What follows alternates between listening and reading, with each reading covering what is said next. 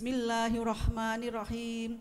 Alhamdulillahirabbil alamin. Arrahmanirrahim. Maliki yaumiddin. Iyyaka na'budu wa iyyaka nasta'in. Ihdinas siratal mustaqim. Siratal ladzina an'amta 'alaihim ghairil maghdubi 'alaihim waladdallin. Amin. Shadaqallahul adzim. Shadaqallahul adzim. Semoga dengan dibacakannya suratul Fatihah ini, acara pada jelang siang ini berjalan dengan lancar, penuh keberkahan. Amin. Adapun tema yang akan diusung pada taklim siang ini sangat menarik, sangat menggelitik, dan mengundang pejutak ingin tahuan kita yang dekat sekali dengan kehidupan kita sehari-hari. Oleh karena itu, marilah kita semua menyimaknya dengan baik dan mempersiapkan pertanyaan yang insya Allah akan dijawab langsung oleh beliau di akhir tausiahnya nanti. Dan setelah tausiahnya selesai, kami juga mohon kesediaannya kepada Ustazah untuk memimpin doa untuk kita semua, dan juga doa-doa untuk saudara-saudara kita yang berada di Palestina. Kepada yang terhormat Ustazah Sofwatun Nida Syatiri, dipersilahkan.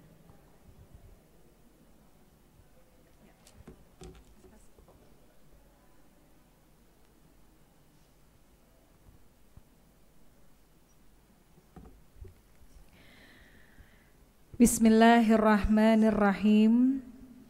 Assalamualaikum warahmatullahi wabarakatuh.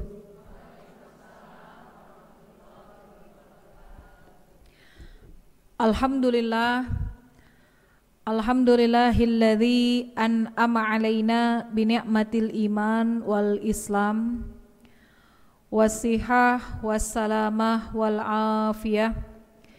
Wassalatu wassalamu ala sayyidina Muhammadin sayyidil bariyah wa ala alihi wa ashabih wa man tabi'ahu ila yaumil qiyamah, amma ba'du. Subhanaka la ilma lana illa ma 'allamtana innaka antal alimul hakim. Rabbi shrah li sadri wa yassirli amri wahlul 'uqdatam min lisani yafqahu qawli. Allahumma ya Fattah ya Fattah ya Fattah, iftah qulubana binuri ma'rifatik. Allahumma ya alim ya alim ya alim, alimna ma la na'lam. Amin ya rabbal alamin. Yang sama-sama kita hormati segenap pengurus Majelis Taklim Kajian Az-Zikra, yang mudah-mudahan setiap perjuangannya dalam mensyiarkan ajaran-ajaran agama Islam, kegiatan-kegiatan insya Allah selalu diberkahi dan dirahmati oleh Allah Subhanahu wa Ta'ala. Segenap jamaah kajian Az-Zikra yang insya Allah kita semua yang hadir pada pagi hari ini, mudah-mudahan Allah jadikan kumpulnya kita di sini menjadi perkumpulan yang dirahmati oleh Allah. Amin ya rabbal alamin. Syukur alhamdulillah atas izin Allah kembali kita bisa duduk bersama-sama di Raudhah min Riyadil Jannah, di taman-taman syurganya Allah. Mudah-mudahan hari ini kita berkumpul di taman syurga, kelak Allah kumpulkan kita lagi di syurga beneran. Amin ya rabbal alamin. Salawat dan salam kita kirimkan kepada tauladan kita, baginda Rasulullah sallallahu alaihi wasallam, dengan harapan mudah-mudahan salawat yang kita baca insya Allah kelak menjadi penyambung. Allah izinkan kita bisa meraih syafaat di yaumil qiyamah. Amin ya rabbal alamin. Terima kasih kepada pengatur acara yang telah memberikan kesempatan dan waktu kepada saya. Baik jamaah sekalian, bersyukur kepada Allah. Allah izinkan kita bisa duduk di majelis ilmu. Insya Allah pulang ke rumah Allah berikan kita ilmu yang bermanfaat. Sebelum kita mulai, mari kita awali membaca Ummul Quran Suratul Fatihah. Kita minta kepada Allah mudah-mudahan dengan karamah Suratul Fatihah Allah mudahkan kita dalam memahami ilmu, dan ilmu yang akan kita peroleh insyaallah menjadi ilmu yang bermanfaat. Ala hadhihi niyah wa ala kulli niyatin salihah wa ila hadratin nabi. Al-Fatihah. A'udzu billahi minasyaitonir rajim. Bismillahirrahmanirrahim. Alhamdulillahirabbil alamin. Ar-Rahmanir-Rahim. Maliki yaumiddin. Iyyaka na'budu wa iyyaka nasta'in. Ihdinas siratal mustaqim. Siratal ladzina an'amta 'alaihim ghairil maghdubi 'alaihim waladdallin. Amin. Rabbana ighfir lana wa liwalidayna. Amin. Amin ya Rabbal Alamin. Baik jamaah sekalian, hari ini insya Allah kita akan membahas satu tema yang cukup menarik, yaitu hati-hati dengan lisan. Kenapa kok kita disuruh hati-hati dengan lisan? Karena lisan bisa bikin selamat, lisan bisa bikin celaka. Banyak orang hidupnya selamat gara-gara lisan, banyak orang hidupnya menjadi tercela pun gara-gara lisan. Maka buat kita khususnya para wanita, kita berusaha, berikhtiar supaya kita mampu menjaga lisan kita dengan baik. Kenapa demikian? Karena Allah di dalam Al-Quran, Allah berfirman, A'udzubillahi minasyaitonirrajim, ma yalfizu min qaulin illa ladaihi raqibun atid. Kata Allah dalam Al-Quran, tidaklah setiap apa yang diucapkan oleh seseorang kecuali ada malaikat yang mengawasinya di sisi-sisinya, yaitu malaikat raqib dan atid. Jadi setiap kali lisan kita berucap, setiap kali lisan kita mengatakan sesuatu perkara, sesuatu hal apapun, sungguhnya semua ada catatannya. Malaikat selalu mengawasi kita. Malaikat raqib dan atid mencatat apa-apa yang kita ucapkan, semua tidak ada yang terlewat. Maka perlu buat kita menjaga lisan kita dengan baik. Karena Allah yang memerintahkan dalam Al-Quran, hati-hati dalam berucap, karena setiap ucapan kita semua akan dicatat oleh malaikat. Dalam hadis Nabi pun Nabi mengatakan, man kana yu'minu billahi wal yaumil akhir falyakul khairan aw liyasmut. Kata Nabi, siapa orang yang beriman kepada Allah dan hari akhir, maka hendaknya berucap yang baik-baik. Kalau enggak bisa berucap yang baik, aw liyasmut, maka diam itu lebih baik. Maka ada istilah ya Bu, diam itu emas. Bukan berarti kita disuruh diam sepanjang hari. Akan tetapi jika memang kalau kita bicara akan membawa banyak mudarat, akan membawa banyak kerugian, maka diam akan menjadi lebih baik buat kita. Jadi banyak di dalam Al-Quran perintah Allah tentang lisan.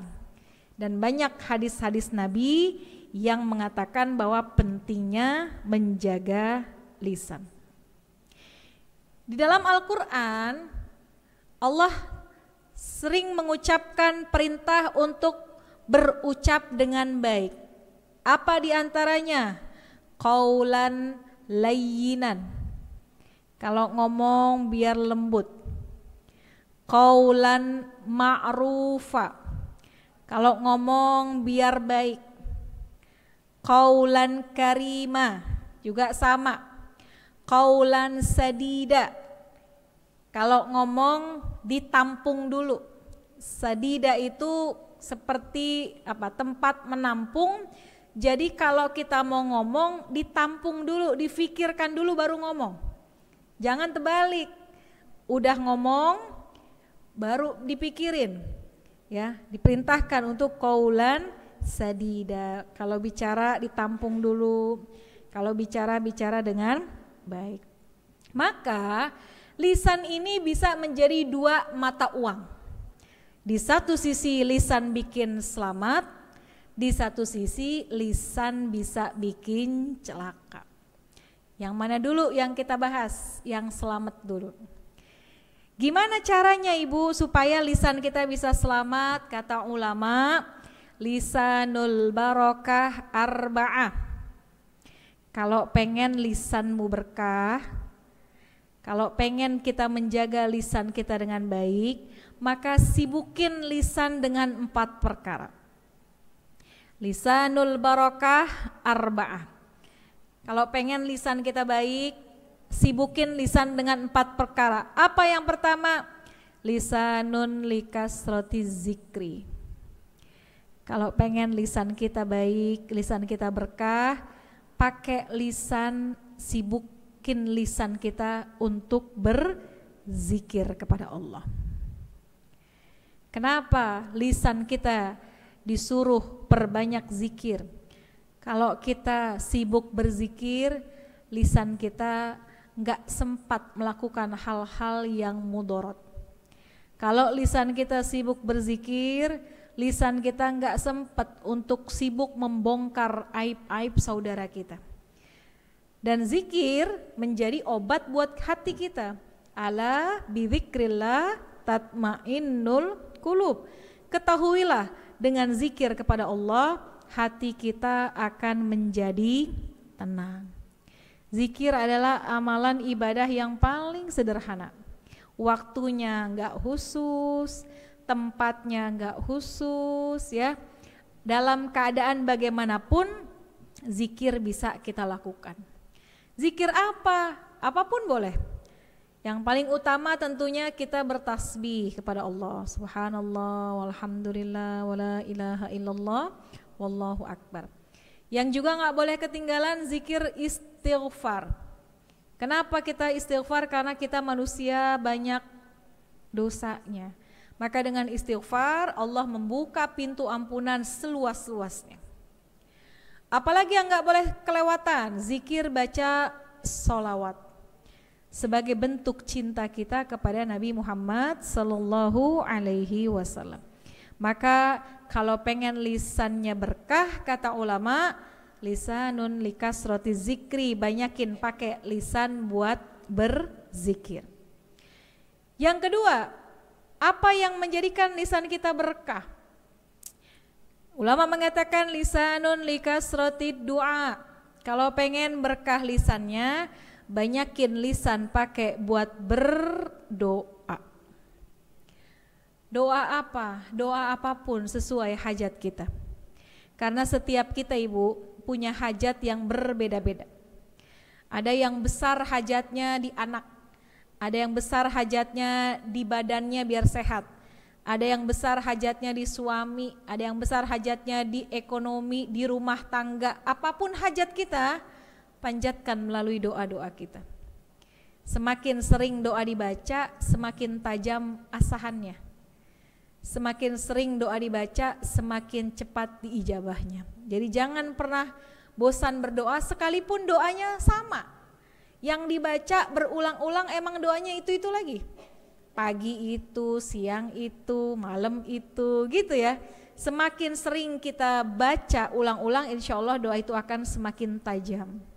Jadi kata ulama, kalau pengen berkah, lisanun likasroti doa, banyakin lisan pakai buat berdoa. Yang ketiga, gimana supaya lisan kita menjadi berkah? Lisanun likasroti nasihah, Kalau pengen berkah lisannya, pakai lisannya untuk memberikan nasihat. Apa maksudnya nasihat? Memberikan nilai-nilai kebaikan melalui lisan kita. Jadi punya lisan, pakainya buat menyampaikan nasihat yang baik-baik. Bukan sebaliknya, punya lisan untuk menebarkan permusuhan. Punya lisan untuk menjadi provokator misalnya. Punya lisan untuk menjadi bahasa sekarang cumi-cumi. Kasihan sebenarnya cumi-cumi ya Bu. Nggak salah tapi dikatain dasar tuh cumi-cumi gitu ya. Padahal cumi-cumi juga kita makan. Tapi orang-orang yang mulutnya ember, yang suka menjadi provokator, kita bilang si cumi-cumi. Nah, jadi perbanyak lisanun likasrotin nasehah. Banyakin lisan pakai untuk memberikan nasihat. Yang keempat, lisanun likasroti tilawatil Quran. Kalau pengen berkah lisannya, perbanyak pakai buat baca Al-Quran. Baca Al-Quran. Ibu-ibu di sini punya tahsin ya. Masya Allah. Orang yang mempelajari Al-Quran, khairukum man ta'allamal Quran wa 'allamah. Sebaik-baik manusia yang mempelajari Al-Quran dan kemudian mengajarkan lagi kepada orang lain. Jadi dengan ibu belajar, insya Allah kita menjadi manusia yang baik di mata Allah. Berikhtiar untuk mau mempelajari ilmu-ilmunya Allah, khususnya mempelajari Al-Quran. 4 kata ulama yang bisa menjadikan lisan kita berkah. Sebaliknya, hati-hati dengan lisan. Karena banyak penyakit-penyakit lisan yang seringkali gak sengaja kita lakukan.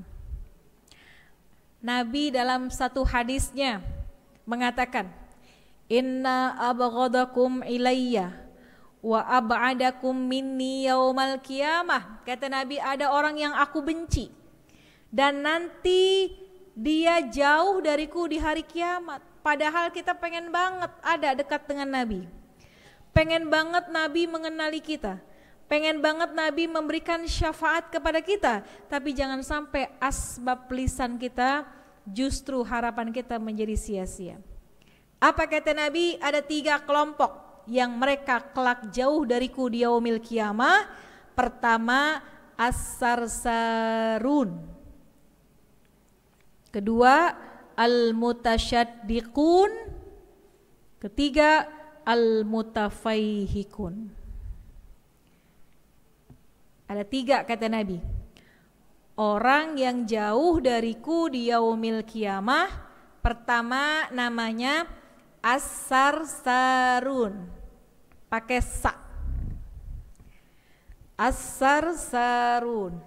Siapa mereka? Siapa orang yang disebut oleh Nabi sebagai as-sarsarun yang besok di hari kiamat jauh kita dengan Nabi? Mereka yang disebut dengan as-sarsarun adalah orang-orang yang suka bicara. Kalau bicaranya pinter, kalau dia ngomongnya panjang, tapi nggak ada isi daripada omongannya. Itu namanya as-sarsarun. Kalau ngomong banyak bohongnya, kalau ngomong banyak omong kosongnya, kalau ngomong gak ada isinya, kalau ngomong gak ada manfaatnya. Tuh kata Nabi, as-sarsarun. Memang kita ibu orang perempuan punya jatah ngomong lebih banyak dari orang laki.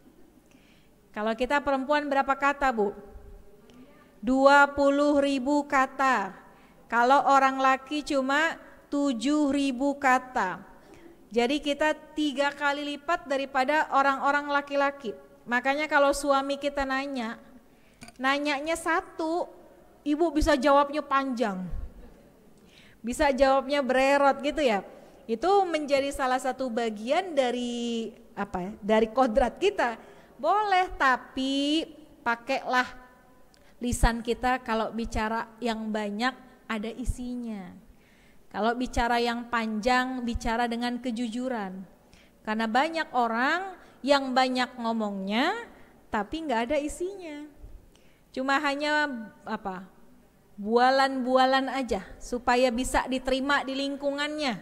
Bicaranya nggak ada isinya. Sehingga orang mendengarnya dengan sia-sia. Itu yang disebut dengan as-sarsarun. Atau yang kedua, ini yang lebih berbahaya. Kata Nabi, ada orang yang ab'adakum minni yaumal qiyamah, jauh dariku di yaumil qiyamah, al-mutasyaddiqun. Al-mutasyaddiqun. Siapa yang disebut dengan al-mutasyaddiqun? Orang yang kalau ngomong, isi omongannya adalah celaan dan hinaan. Pokoknya setiap dia ngomong nyela aja. Pokoknya kalau deket dia harus siap dicela, harus siap denger hati kita rada sakit karena omongannya. Itu ada Ibu, di masyarakat orang yang model begitu. Kalau kita bilang jangan kayak gitu, dia bilang apa? Kan bercanda gitu ya. Nggak semua bercandaan orang bisa masuk di hati kita. Kalau hatinya lagi enak, nerima bercandaan enak. Tapi kalau hatinya lagi sensitif, ya, nerima bercandaan hatinya juga kurang enak. Maka hati-hati. Ada orang yang kalau ngelihat sesuatu kalau nggak nyela nggak enak. Lihat orang-orang saban ketemu bajunya hitam dikata sama dia. Tuh orang saban ngaji bajunya hitam. Ngelihat nenek-nenek yang udah uzur pakai baju merah terang. Dibilang juga udah tua bajunya merah. Pokoknya apa aja disebut sama dia. Bahkan dikatakan al-mutasyaddiqun itu, syadq itu orang yang kalau mencela orang sudut bibirnya nih sampai ikutan naik-naik. Itu namanya syadq. Al-mutasyaddiqun orang yang kalau nyela bibirnya sampai naik-naik. Pernah nggak kita ngelihat orang begitu? Pernah, atau mungkin kita cuma nggak sadar. Ya, kita lagi ngomongin orang nih bibir sampai naik. Nggak cuma yang ujung, kadang-kadang yang depan ikutan naik. Saking serunya menghina, mencela orang lain. Tuh hati-hati Bu. Jangan sampai kita menjadi al-mutasyaddiqun.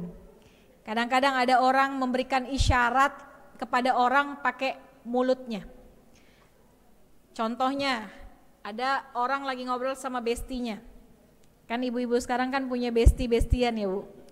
Lagi ngobrol sama bestinya ngomongin temennya. Kita sebut temennya namanya Fulanah. Lagi jelek-jelekin Fulanah, bibirnya sampai naik-naik. Pokoknya mencela dia, menjelek-jelekin dia. Tiba-tiba lagi ngobrol, Fulanahnya datang. Mau nunjuk pakai tangan, kagak enak. Akhirnya dia ngasih tahu temennya, nunjuknya pakai bibir. Bu, nunjuk Fulanah pakai bibir. Coba Ibu contohin bagaimana modelnya. Nah itu bisa ya, nunjuknya pakai bibir, gitu ya. Ntar bibirnya ngejebeh, ntar bibirnya. Dan biasanya yang begitu, bestinya ngerti lagi kode dari temannya tuh. Emang udah sehati ya Bu ya. Temennya ngasih kode, dianya ngerti. Tuh seperti menghina dengan gerakan-gerakan isyarat wajah. Atau ada juga yang nggak pakai bibir, dia pakai kedipan mata. Ya, pas lagi ngobrol ternyata Fulanah datang dari sana. Temennya lagi madep ke kita, dia lagi ngomong, kita ngedip-ngedip supaya dia ngeh yang diomongin datang. Itu memberikan isyarat-isyarat secara tidak langsung dengan gerakan-gerakan yang ada di wajah kita. Al-mutasyaddiqun, orang yang kalau ketemu selalu mencela orang, selalu menghina orang, atau bahasa sekarangnya adalah membuli orang lain dengan lisannya. Maka kata Nabi, ab'adakum minni yaumal qiyamah, kelak orang itu jauh dariku di yaumil qiyamah. Na'udzubillah min zalik. Atau yang ketiga, kata Nabi, ada orang yang jauh dariku di yaumil qiyamah, al-mutafaihikun. Siapa al-mutafaihikun? Sahabat bertanya, qad alimna as-sarsarun wal mutasyaddiqun. Kami tahu ya Rasul artinya as-sarsarun, kami tahu artinya al-mutasyaddiqun wa mal mutafaihikun. Apa artinya mutafaihikun? Kata Nabi, orang yang al-mutafaihikun itu adalah orang yang sombong, yang kalau ngomong isi omongannya cuma nyeritain dirinya doangan. Saya nih yang paling hebat. Kemarin saya habis beli ini, kemarin anak saya habis begini, gitu ya. Kemarin suami saya habis beli mobil baru, saya juga habis beli tas baru. Pokoknya setiap kali ketemu dia, omongannya nggak jauh-jauh dari nyeritain dirinya sendiri dan merasa orang lain lebih rendah dari dia. Itu namanya al-mutafaihikun. Jangan sampai ibu kita berharap mendapat pertolongan Nabi kelak, syafaat Nabi di yaumil kiamah, tapi lisan kita suka menghina, lisan kita suka sombong ya, ataupun lisan kita suka bicara yang sia-sia. Nauzubillah min zalik. Enggak cuma itu dalam satu hadis Nabi katakan as-sarsarun wal mutasyaddiqun wal mutafaihikun. Pun masih banyak penyakit-penyakit lisan buat kita orang perempuan. Apa di antaranya yang sering dan sulit kita hindari, yaitu ghibah, yaitu menggunjing atau membicarakan orang lain sekalipun itu adalah satu kebenaran. Ghibah ini sering terjadi kalau lagi kumpul perempuan sama perempuan. Kalau orang laki kalau kumpul ibu, dia nggak ngomongin orang, ngomongin hobi, kerjaan gitu ya, berita-berita nasional, berita-berita kekinian, beda sama kita orang perempuan. Maka yang sering kali digarisbawahi, wahai perempuan, wahai para wanita, hati-hati dengan lisan kita. Karena ghibah ini menjadi perkara yang menular kalau kita ada di satu komunitas. Dan biasanya kalau berkumpul ya, biasanya kumpulnya ini enggak jauh daripada membicarakan orang lain. Hati-hati ibu. Bulan biasa aja enggak boleh, apalagi ghibah ketika di bulan puasa. Ya. Ada satu kisah ketika di zaman Nabi, ada 2 orang perempuan sedang berpuasa dan mereka merasakan seperti mau mati. Jadi lemes luar biasa, seperti mau mati. Kemudian orang itu mengatakan, tolong tanyakan kepada Rasulullah, bolehkah kami berbuka puasa? Karena rasanya kami udah gak kuat, kami rasanya seperti mau mati. Akhirnya ketika ada salah satu yang datang kepada Rasul, kemudian Rasul mendatangi 2 wanita itu. Rasul bertanya, apa yang kalian rasakan? Kami puasa ya Rasul, tapi rasanya kami mau mati, lemes banget. Kemudian Rasul suruh, keluarkan apa yang tadi kamu makan. Sahabat pada kaget, kan izinnya mau buka puasa, kok Rasul suruh keluarin apa yang ada dari makanan yang tadi dimakan. Begitu dikeluarin, perempuan yang pertama mengeluarkan darah yang hitam, yang bau, dan juga mengeluarkan daging-daging yang sudah busuk. Yang satu, perempuan yang satu pun sama, dikeluarkannya lebih banyak lagi, dikeluarkan darah yang hitam, yang legam, dan potongan-potongan daging yang busuk. Apa kata Nabi? Sungguh kalian sudah berbuka puasa karena menghalalkan yang diharamkan. Apa maksudnya? Ternyata orang ini, perempuan-perempuan ini lagi puasa gak berhenti ngomongin orang. Yang dipuasain makan minum doang. Padahal puasa bukan cuma nahan makan, nahan minum, nahan ghibah, namimah dan lain sebagainya. Maka kata Nabi, sungguhnya kalian sudah batal puasanya karena kalian menghalalkan yang diharamkan. Ghibah diharamkan, tapi kenapa kalian halalkan? Maka keluarlah dari mulutnya, dari perutnya darah-darah dan daging. Kenapa keluar daging? Allah katakan dalam Al-Quran, orang yang suka ngomongin orang, ayyuhibbu ahadukum ayyakula lahma akhihi maitan fakarihtumu. Apakah kamu suka memakan daging saudaramu? Orang yang ghibah diumpamakan oleh Allah seperti memakan daging saudaranya sendiri. Maka kurang-kurangin ibu kita ghibah. Cari teman, jangan cari teman yang doyan ghibah. Ntar kitanya jadi ikutan. Karena ghibah tuh penyakit menular. Kalau kita punya teman, circle-nya demen yang ngomongin orang, otomatis kita bakal kebawa. Tapi kalau kita punya circle yang gak terlalu peduli sama hidup orang, insya Allah kita akan selamat.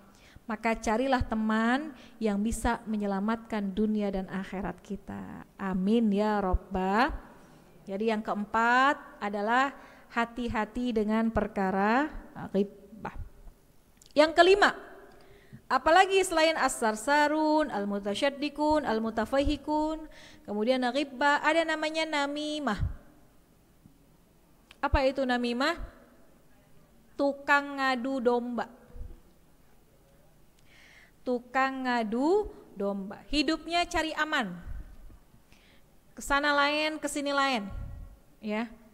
Suka membawa berita sehingga orang lain dengan orang yang lainnya saling ribut, saling berantem. Itu namimah, perkara yang berat, ya. Perkara yang mendatangkan dosa dari Allah, orang yang suka menyebarkan perkataan yang dapat memecah belah. Hati-hati, Bu. Orang yang suka mengadu domba, ya, maka bisa memutus silaturahim orang lain asbab perbuatan dia. Jangan sampai kita menjadi orang yang namimah, menyebarkan perkataan sehingga terjadilah perpecahan.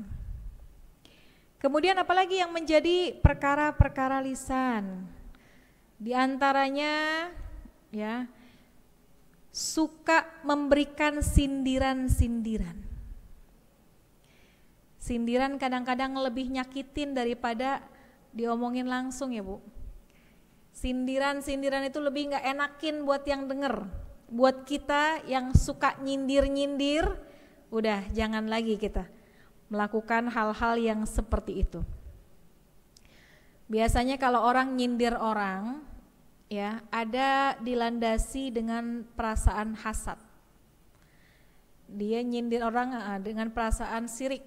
Bukan syirik ya, sirik, iri dengan orang lain. Sehingga nyindir-nyindir. Padahal yang disindir belum tentu benar. Nah, sindiran-sindiran atau bahasa kitanya nyinyir gitu ya Bu, dengan mengomentari kehidupan orang ya, yang orang lain padahal nggak ngurusin kita, kitanya yang repot ngurusin orang. Tuh banyak Ibu di masyarakat gitu.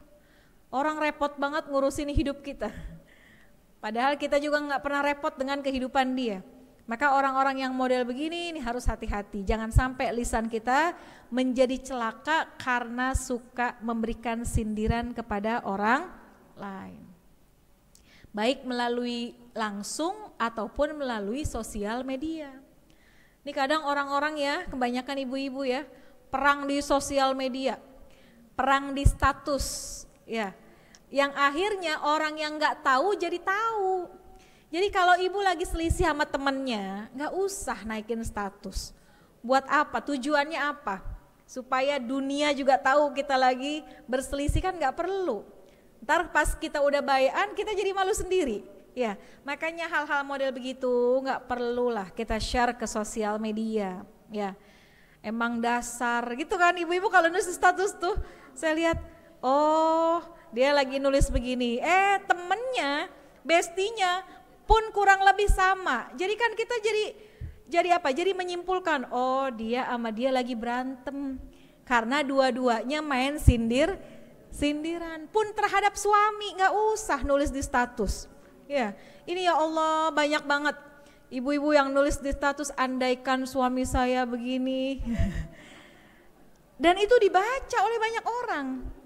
Gak mesti semua hal harus diketahui oleh umum. Kalau memang itu menjadi rahasia kita, gak usah kita tuliskan di sosial media. Ya, jadi bijaklah, pintarlah dalam bersosial media. Gak usah main sindir-sindiran, gak usah main sinis-sinisan gitu ya. Jaga lisan kita, insya Allah kita akan selamat. Itu yang sindir. Ada lagi penyakit lisan yang harus kita jaga apa? Curhat berlebih-lebihan, membuka aib dari keluarga kita sendiri. Kalau itu yang tadi sindir-sindiran emang dia lagi pada berantem. Ya, yang ini lagi berantem sama ini, yang ini lagi berantem sama ini. Di sosial media, di status main sindir-sindirannya kayak gitu udah nggak usah. Kalau emang kita punya masalah, selesaikan secara personal, keluargaan, nggak usah diketahui secara umum. Nah, yang barusan adalah curhat berlebihan, membuka aib suami, baik secara langsung ataupun lagi-lagi secara sosial media. Kadang-kadang banyak ibu, lagi-lagi kita perempuan, ya, kalau kumpul yang satu ngomong, suami saya begini, gitu ya. Itu nanti yang lain nimpalin, ya sama suami saya juga begini gitu. Jadi saling membuka aib satu sama lain. Apakah perkumpulan itu menjadi perkumpulan yang manfaat? Kan enggak. Kok jadi saling membuka aib satu sama lain? Pun sama ketika menulis di sosial media misalnya tentang aib keluarganya, biarlah. Kalau ada aib dari suami kita, ada aib dari mertua kita, ada aib dari saudara kita, nggak perlu kita sebarkan di sosial media. Kita nggak perlu ceritakan kepada orang lain, kecuali kita pengen banget minta nasihat dari orang yang bisa rasanya memberikan nasihat kepada kita. Boleh kita cerita, datang kepada orang alim, kepada ulama, kepada orang yang dirasa bisa memberikan solusi. Boleh kita datang, kita cerita. Saya minta solusi, saya minta jalan keluar, saya minta arahan, saya minta masukan. Tapi kalau cerita ke semua orang tentang aib rumah tangga kita, itu namanya membongkar daripada aib kita sendiri. Maka hati-hati, jangan suka curhat berlebih-lebihan, ya. Apalagi mohon maaf ibu, bicara masalah, maaf sekali ya, bicara masalah kasur kita, itu nggak boleh kita cerita sama orang, ya. Kadang-kadang ya Allah, itu menjadi hal yang umum sekarang. Saya kadang-kadang kalau ada di satu perkumpulan misalnya lewat ini yang grup ini lagi ngomongin bagaimana maaf misalnya dia dengan suaminya, lewat grup ini pun sama, hal-hal kayak gitu tuh merupakan sesuatu yang aib buat kita. Jadi biarkan hal-hal seperti itu menjadi rahasia kita, nggak usah semuanya diceritain kepada orang-orang lain, ya. Nah, kemudian apa lagi? Bagian dari lisan kita yaitu memfitnah orang lain. Waktunya ya? Oh ya, baik, kita singkat ya. Baik, siap. Sedikit lagi ya Bu ya, karena waktu zuhurnya cepat sekarang. Memfitnah orang lain. Apa itu memfitnah? Bedanya apa sama ghibah? Kalau ghibah yang diomongin bener, itu juga nggak boleh. Kalau memfitnah yang diomongin salah, itu namanya fitnah. Menyebarkan fitnah itu dosanya luar biasa. Maka jangan sampai kita terlibat dalam perkara fitnah. Menyebarkan sesuatu tanpa tanpa kejelasan dan tanpa maksud yang baik. Ya. Bahasa Arabnya fitnah itu seperti kila wakola, menyampaikan berita burung, ya, kabar burung. Jadi belum belum jelas kebenarannya, ya, kemudian udah disebar kila wakola. Allah membenci orang yang suka begitu. Katanya, kata siapa? Nah, main katanya tuh harus dijelasin kata siapa, kan gitu ya. Enggak sih, dengar kata dia tuh siapa gitu. Jadi jangan main katanya. Jadi kita harus bijak dalam berucap, harus bijak dalam berkata. Jangan sampai kita menjadi orang yang lisan kita membawa kepada celaka. Nauzubillah min dzalik. Jangan mudah memfitnah orang lain. Apalagi fitnahnya itu sampai menyakiti hati orangnya. Ada orang yang menghadapi fitnah bodo amat Ibu. Tapi ada orang yang menghadapi fitnah sampai luka di hatinya, sampai depresi, sampai menghilangkan nyawanya. Berarti kalau orang sampai depresi gara-gara ulah kita, ya, bayangkan betapa besar kezoliman yang kita lakukan kepada orang lain. Nauzubillah min dzalik. Kemudian apa lagi? Yang terakhir, ya, hati-hati dengan lisan. Apa itu yang harus kita jaga? Yaitu lisan yang suka berburuk sangka kepada orang, gitu. Buruk sangka kepada orang lain. Hati-hati, jangan suuzon ya. Kita punya teman. Kalau dia bikin acara, kita datang. Emang pas kita bisa. Pas kita bikin acara, dia nggak datang. Ibu, kalau orang nggak datang ke acara kita, asbabnya banyak. Bisa dia kurang sehat, bisa anaknya sakit, bisa suaminya minta temenin, bisa ini, bisa itu gitu ya. Jadi banyak juga di masyarakat orang yang belum dapat informasi udah menyimpulkan, emang dasar dia nggak demen saya bikin acara. Makanya nih saya bikin acara dia nggak datang, dia nggak suka saya bikin acara seperti ini. Itu udah suuzon duluan. Padahal pas ditanya, oh ternyata dia kurang sehat, oh ternyata anaknya lagi banyak tugas yang harus didampingi. Jadi suuzon itu ibu, perkara yang harus kita jauhkan. Apalagi suuzon kepada Allah gitu. Jadi hati-hati dengan lisan kita. Banyak orang-orang yang celaka asbab lisannya, banyak orang yang selamat pun gara-gara lisan. Terakhir ada satu kisah dari Luqmanul Hakim. Ibu kenal gak sama Luqmanul Hakim? Orang yang Allah abadikan kisahnya di dalam Al-Quran surah Luqman ya. Allah abadikan kisahnya dalam Al-Quran surah Luqman. Pada suatu hari Luqman ini menerima seekor kambing dari tuannya. Luqmanul Hakim menerima seekor kambing dari tuannya. Tuannya meminta Luqman, sembelih kambing itu dan berikanlah kepadaku bagian yang paling buruk dari kambing itu. Jadi Luqmanul Hakim ini ibu orang soleh yang Allah abadikan kisahnya dalam Al-Quran. Namanya pun dijadikan nama surah karena orangnya bijaksana. Selalu kalau menyampaikan sesuatu dengan bijak.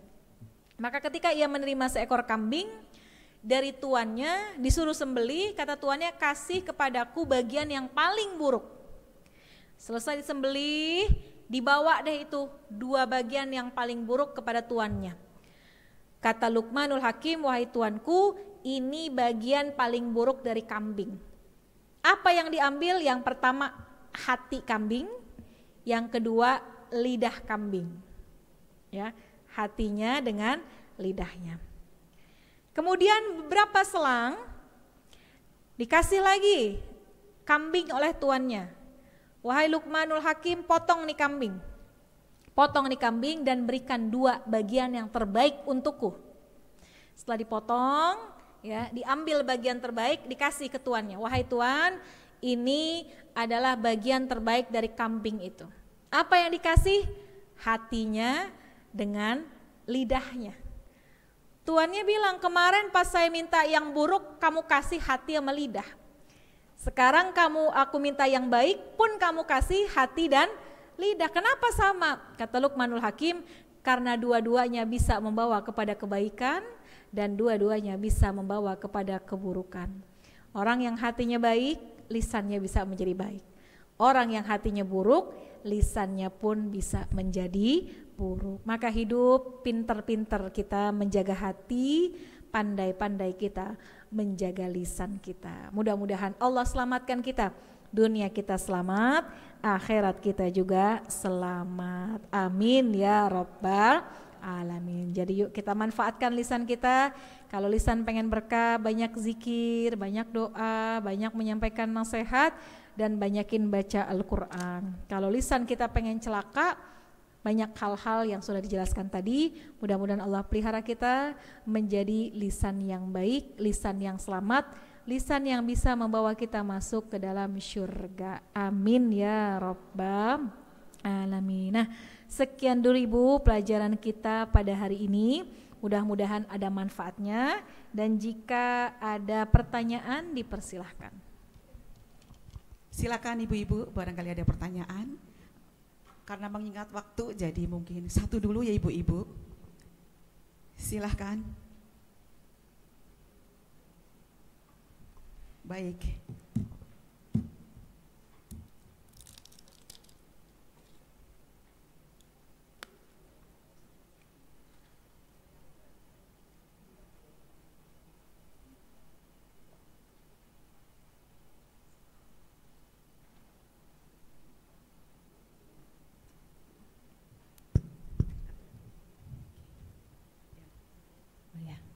Assalamualaikum warahmatullahi wabarakatuh. Ustazah mau tanya, kalau yang tadi disebutkan jangan suka suuzon, jangan suka bergunjing dan lain-lain. Dan kalau misalnya kita mendengar yang seperti itu orang tua sendiri, terutama ibu misalnya, sikap kita dalam Islam harus seperti apa? Gitu. Kurang kedengeran ya Ustazah? Kedengeran. Terus yang kedua mau konfirmasi aja. Jadi tadi Ustazah bilang kalau misalnya tujuannya untuk apa ya? Minta nasihat. Minta nasihat kepada ahlinya, misalnya ke ustadz atau ke psikolog atau apa gitu, itu nggak apa-apa ya, berarti kita menceritakan apa adanya, itu aja. Terima kasih. Apa namanya, arahnya misalnya tentang keluarga sendiri atau tentang suami misalnya kayak gitu kan nggak boleh membuka aib. Terima kasih. Assalamualaikum. Waalaikumsalam warahmatullahi wabarakatuh. Izin langsung dijawab ya, biar nggak lupa pertanyaannya. Baik, bagaimana kalau ternyata yang suka suuzon, yang suka ghibah, yang suka fitnah orang tua sendiri? Nah, ini berat ini ya. Memang Ibu, ala kulli hal orang tua juga manusia. Ada kalanya salah juga dalam melangkah gitu. Makanya ada juga yang pernah tanya sama saya, Ustazah, ada nggak sih orang tua yang durhaka sama anak? Gitu. Saya tanya, kenapa emang? Baru dia cerita. Ternyata orang tuanya memperlakukan begini. Saya bilang ada orang tua yang durhaka kepada anak, dan itu ada zaman Nabi. Orang tua yang nggak mampu memberikan pendidikan yang baik, orang tua yang nggak mendidik anaknya sesuai dengan syariat agama. Jadi bukan cuma anak yang durhaka, tapi orang tua juga ada yang masuk kategori orang tua yang durhaka. Nah, bagaimana kalau misalnya ternyata orang tua kita yang suka suuzon, yang suka misalnya gibahin orang gitu ya. Nah, tentunya kita sebagai anak pun harus berikhtiar untuk meluruskan. Cuma caranya tentu dengan bijak gitu. Orang tua kan kalau misalnya dibilangin sama anak belum tentu langsung diterima ya Bu. Ini kan kayaknya potongan orang tua semua nih di sini ya. Jadi kalau misalnya anaknya ngebilangin, tentunya dengan cara yang bijaksana, dengan cara yang baik gitu. Nggak apa-apa kita bilang, Bu, jangan suuzon, nggak baik gitu. Nyampeinnya juga dengan baik. Karena kalau kita nasihat atau kita ngebilanginnya dengan bahasa yang kurang baik, yang ada nanti kita yang salah. Anak ngomong kasar sama orang tua gitu, akhirnya tujuannya nggak tercapai. Tujuan kita mau meluruskan, tapi caranya salah, maka ujungnya hasilnya akan salah. Jadi nggak apa-apa kita sampein. Kalau kita nggak bisa sampein, kita lewat ayah kita. Sampein lewat ayah, ya tolong sampein dong ke ibu. Biasanya kan gitu ya. Kalau ayahnya kan biasanya lebih smooth, lebih kalem gitu. Tolong sampein ke ibu kalau misalnya jangan begitu, jangan suuzon sama orang, jangan ngomongin orang, jangan ini. Mudah-mudahan dengan lisan ayah kita, dengan lisan suaminya mudah-mudahan bisa didengar gitu ya. Jadi tetap kita ikhtiar untuk ngingetin. Karena jangan sampai kedengeran dari mulut orang lain gitu ya. Kan gak enak buat kita sebagai anaknya. Jadi berikhtiar untuk mengingatkan dengan cara yang bijaksana ya. Yang kedua, apakah jadi diperbolehkan kita curhat kepada orang-orang yang memang ahlinya? Boleh.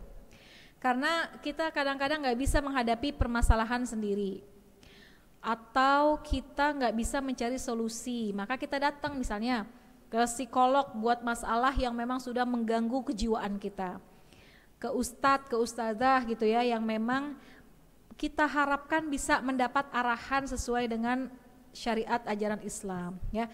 Tapi kalau bisa, kalau kita perempuan curhatnya ke ustazah, kalau laki curhatnya ke ustadz, jangan terbalik.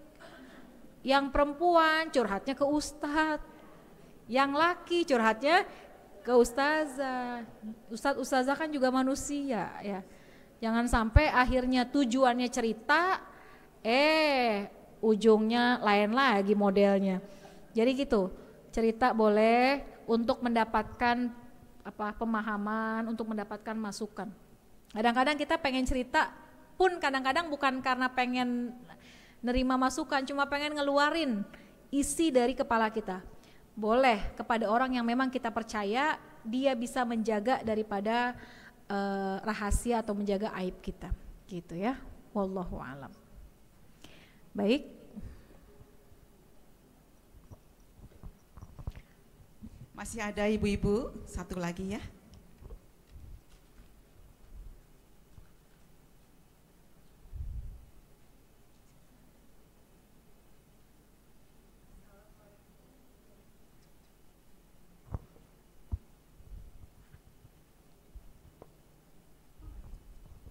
Assalamualaikum warahmatullahi wabarakatuh. Waalaikumsalam warahmatullahi wabarakatuh. Ustazah, saya mau tanya, sikap yang harus kita ambil seperti apa? Jadi gini, saya ini dunianya entertain kan. Dunia entertain itu tidak jauh dari perselingkuhan. Yang berselingkuh itu teman-teman dekat kita semuanya. Tidak 1, 2, 3 orang, kita tuh hampir semuanya gitu. Nah, sikap kita itu harus gimana? Kita menasihati juga jangan sampai.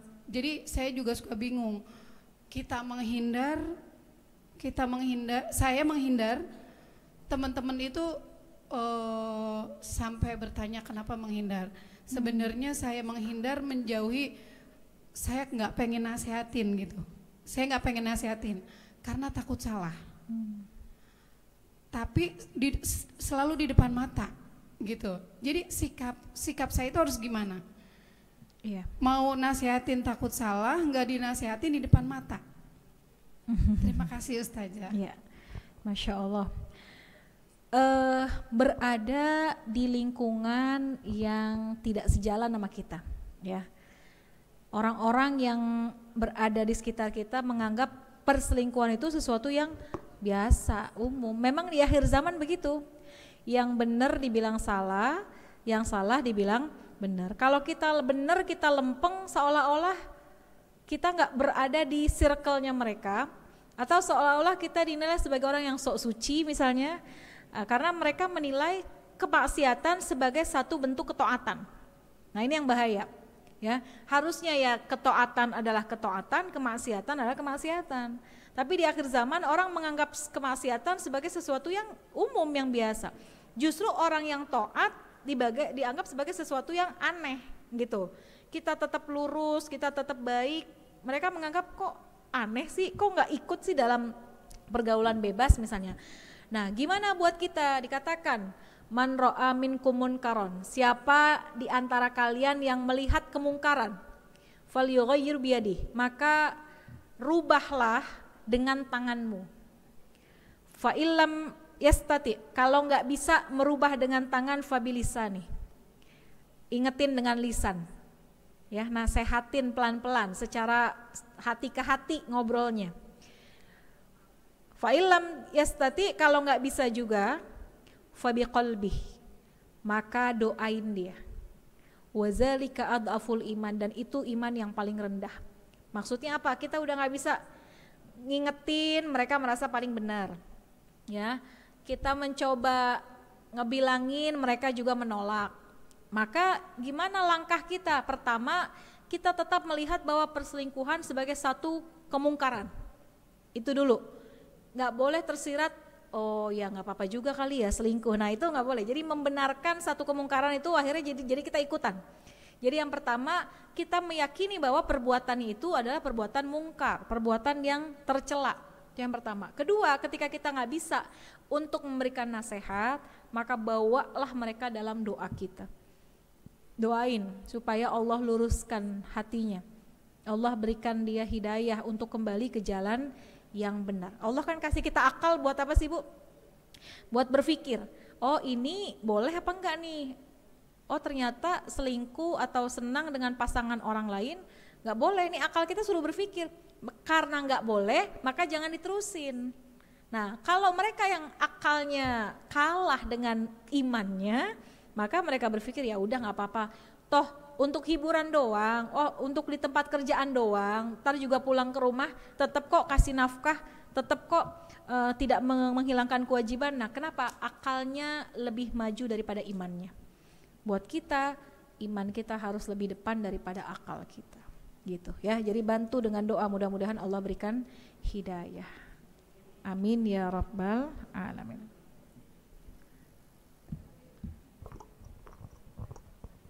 Karena waktu semakin siang, jadi kita cut dulu pertanyaan-pertanyaan itu, bersambung insya Allah yang akan datang. Doa. Baik. Baik. Ya. Baik jamaah sekalian, alhamdulillah baru saja kita selesaikan kajian kita pada hari ini dengan bertema hati-hati dengan lisan. Mudah-mudahan lepas dari sini kita semakin bijak dalam menjaga lisan kita, tidak mudah mencela, tidak mudah namimah, tidak mudah menghina, tidak mudah memfitnah ya, tidak mudah suudzon, tidak mudah terjerumus dalam perkara-perkara yang dilarang oleh Allah. Mudah-mudahan lisan kita menjadi lisan yang barokah, lisan yang selalu mengarah kepada ketaatan kepada Allah Subhanahu wa taala, dan mudah-mudahan kumpulnya kita di sini menjadi perkumpulan yang dirahmati oleh Allah. Duduknya kita di sini mendatangkan rahmat dari Allah, pulang ke rumah Allah berikan ampunan bagi semua dosa-dosa kita. Bitilkan niyah ila hadratin Nabi. Al-Fatihah. A'udzubillahi minasyaitonirrajim. Bismillahirrahmanirrahim. Alhamdulillahirabbil alamin, arrahmanirrahim, maliki yaumiddin. Iyyaka na'budu wa iyyaka nasta'in. Ihdinas siratal mustaqim. Siratal ladzina an'amta 'alaihim ghairil maghdubi 'alaihim waladdallin. Amin. Rabbana ighfir lana wa liwalidayna. Amin. Bismillahirrahmanirrahim. Nastaghfirullahal azim, nastaghfirullahal azim, nastaghfirullahal azim. Ya arhamar rahimin arhamna, ya arhamar rahimin arhamna, ya arhamar rahimin arhamna. Allahumma salli ala sayyidina Muhammad wa ala ali sayyidina Muhammad. Allahumma aghnina bil ilmi wa zayyinna bil hilmi wa akrimna bit taqwa wa jammilna bil afiyah. Allahumma ya Fattah, ya Fattah, ya Fattah, iftah qulubana binuri ma'rifatik. Allahumma ya alim, ya alim, ya alim, alimna ma la na'lam. Allahumma ja'alna minal ladzina yastami'una al-qawla fayattabi'una ma ahsana. Wa sallallahu ala sayyidina Muhammadin wa ala alihi wa sahbihi wa sallam. Walhamdulillahi rabbil alamin. Amin amin ya rabbal alamin. Mohon maaf, mohon ridhonya. Hadanallah wa iyyakum ajmain. Assalamualaikum warahmatullahi wabarakatuh. Waalaikumsalam warahmatullahi wabarakatuh. Demikian tadi tausiah yang sangat menarik di jelang siang ini. Semoga bermanfaat untuk kita semua dan kita menjadi insan-insan pilihan yang berguna bagi agama, bagi keluarga, bagi nusa bangsa dan negara kita Indonesia tercinta. Dan akhirnya saya Esti Agustineni sebagai pembawa acara mohon maaf yang sebesar-besarnya atas segala kekurangan, dan marilah kita tutup dengan membaca doa kafaratul majelis bersama-sama. Bismillahirrahmanirrahim. Subhanakallahumma wa bihamdika asyhadu alla ilaha illa anta astaghfiruka wa atubu ilaih. Indah nian si burung cendrawasih. Sekian dan terima kasih. Wassalamualaikum warahmatullahi wabarakatuh.